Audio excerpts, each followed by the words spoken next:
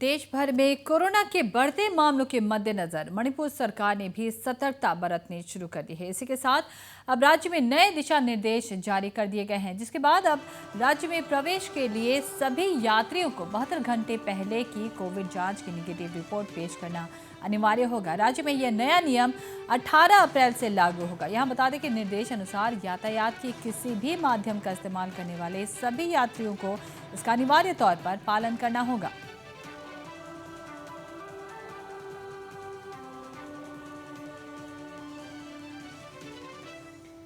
बता दें, इस वक्त मणिपुर में भी कोरोना के बढ़ते मामलों को देखते हुए सरकार काफ़ी सख्ती बरत रही है। मणिपुर सरकार ने सतर्कता बरतते हुए नए दिशा निर्देश जारी किए हैं। मुख्यमंत्री बीरेन सिंह ने ट्वीट कर इसकी जानकारी भी दी है और इसके अनुसार 72 घंटे पहले की कोविड जांच की निगेटिव रिपोर्ट के साथ ही सभी यात्रियों को राज्य में प्रवेश की अनुमति मिलेगी। यह नए नियम 18 अप्रैल से लागू होंगे। नए निर्देश के अनुसार यातायात के किसी भी माध्यम का इस्तेमाल करने वाले सभी यात्रियों को इसका अनिवार्य तौर पर पालन करना होगा। और जैसा कि मणिपुर के मुख्यमंत्री एन बीरेन सिंह ने अपने ट्विटर हैंडल के जरिए इसकी जानकारी दी है। उन्होंने लोगों से कोविड प्रोटोकॉल का पूरी तरह से पालन करने की अपील भी की है। साथ ही उन्होंने यह भी बताया है कि राज्य में प्रवेश करने वाले सभी लोगों के लिए अब 72 घंटे पहले की कोविड रिपोर्ट निगेटिव रिपोर्ट दर्शानी जरूरी होगी। और इस वक्त हम जुड़ते हैं हमारे संवाददाता शरद चंद्र से, जो मणिपुर से हमें इस खबर पर ज्यादा जानकारी दे रहे हैं। शरद, आपसे जानना चाहेंगे कि फिलहाल मणिपुर में कोरोना के हालात कैसे हैं? चलो मैंने अगर देखा जाए तो रोज के हिसाब से यहाँ पर संक्रमितों की संख्या जो है 15 से 20 करीब की ये पॉजिटिव केसेस डेली निकल करके आ रहा है। हालांकि मरने वालों की संख्या जो है अभी तक आज कल की रिपोर्ट की अगर देखा जाए तो मरने वालों की संख्या बिल्कुल 0 है।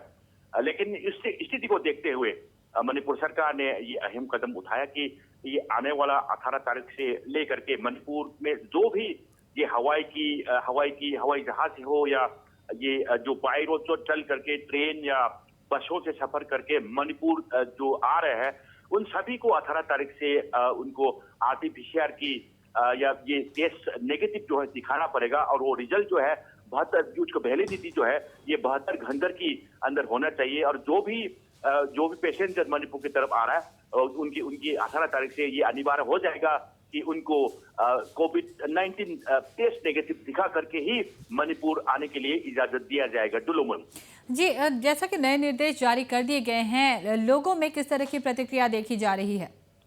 अभी थोड़ी दिन ये मणिपुर की संक्रमितों की संख्या जो है बहुत कम होते चला गया था। ये करीब एक हफ्ते पहले कि 2, 3, 4 लोग ही उसमें डेली हिसाब से रोज हिसाब से संक्रमितों की संख्या ये होता था। लेकिन आजकल अगर हमने देखे कि 72 घंटे की अगर देखे तो कभी ये 20 की पार हो जाता है। हालांकि कल की रिजल्ट जो है उसमें 15 लोगों की संक्रमितों की ये पॉजिटिव केसेस हम पाया गया है। उसको नजर रखते हुए सरकार की ये अहम कदम माना जा रहा है। और लोगों के बीच में ये डर जरूर था कि हाँ, मणिपुर की तो हालत को देखते हुए उनको भी लग रहा था कि ये आने वाला दिनों में सरकार की तरफ से कोई भी विज्ञापन कोई भी नोटिफिकेशन जारी हो सकता है। और हो सकता है कि उस कोविड-19 की स्थिति को ये उसको कंट्रोल पे काबू में करने के लिए सरकार की तरफ से ऐसे कदम उठाया जा सकता है। ये सभी के दिमाग में था। हालांकि ये 18 तारीख से जो सभी आने वाला जो यात्री जो है उनको ये नेगेटिव रिजल्ट दिखाना पड़ेगा। हाँ, उसके लिए उनको थोड़ा सा परेशानी की जरूर सामना करनी पड़ती है, लेकिन उस सभी को ये कदम को पालन करना सभी के लिए मेरे ख्याल से ये खतरे से बाहर ले आने की एक कदम है। गुलमन जी, शरद, और बात करें अगर अस्पतालों में प्रबंधन की, अस्पतालों में जो जिस तरह से तैयारियां की गई हैं उसके बारे में आपसे जानना चाहेंगे। और क्या मणिपुर में हाल फिलहाल में किसी तरह का कर्फ्यू या लॉकडाउन की कोई संभावना देखी जा रही है कोविड को लेकर? दुलोमनी, बिल्कुल आपने अहम सवाल किया कि ये मणिपुर की अगर देखा जाए तो संक्रमितों की संख्या अगर भरेंगे तो अस्पताल में उसकी रेख देख की जो हालत जो है कैसा है। हाँ, ये मणिपुर के लिए ये रिम्स हॉस्पिटल, जेनिम्स हॉस्पिटल और प्राइवेट हॉस्पिटल में अभी भी कोविड-19 पॉजिटिव पेशेंट को ये ट्रीटमेंट करने के लिए जो बेड जो बचा के रखा था वो बिल्कुल अभी भी वही है।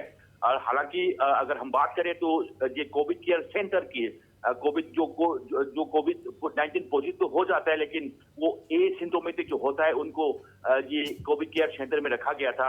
हालांकि मणिपुर में देखा जाए तो ये 2020 में उनके लिए तैयारियां बहुत की गई थी कोविड केयर सेंटर की।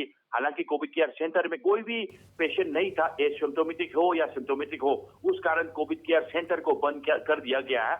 हो सकता है कि आने वाले दिनों में मणिपुर में अगर संक्रमितों की संख्या अगर ज्यादा बढ़ने लगेंगे, ये कोविड केयर सेंटर भी खोलने की स्थिति में जरूर है। लेकिन हालांकि आजकल बंद पड़ा हुआ है। लेकिन अस्पताल की हम बात करें तो जेनिम्स हॉस्पिटल बड़े हॉस्पिटल है और रिम्स सबसे ज्यादा बड़ा है। और उसके आसपास जो प्राइवेट हॉस्पिटल जो पहले संक्रमितों जो कोविड-19 पेशेंट को ट्रीट करने की उनकी सुविधा है वो अभी भी तैयार है दुलोमणि। हालांकि सरकार की ये सबसे पहले कदम ये है कि संक्रमितों की संख्या ज्यादा ना बढ़े ये मणिपुर राज्य में। दुलोमणि जी, बहुत बहुत शुक्रिया शरद हमसे जुड़ने के लिए। और बिल्कुल सही, सभी सरकारों की यही कोशिश है कि फिलहाल अपने अपने राज्यों में संक्रमितों की संख्या को बढ़ने से रोका जाए और इसके लिए सभी राज्यों में अलग अलग नियम भी लागू किए जा रहे हैं।